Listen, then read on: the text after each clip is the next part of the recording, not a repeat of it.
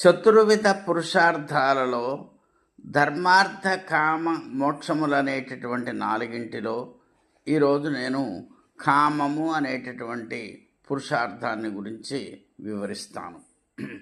కామము అంటే కోరిక అని అర్థం.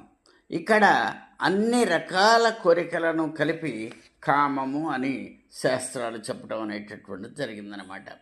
ఈ కామము అంటే కోరికలు అన్ని రకాల కోరికలు. ఈ కోరికలు ఎలా ఉండొచ్చు?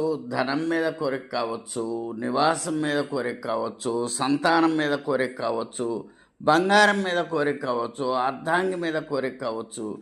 ఈ కోరికలన్నిటినీ కామము అనే పేరుతో పిలవటం జరిగిందనమాట.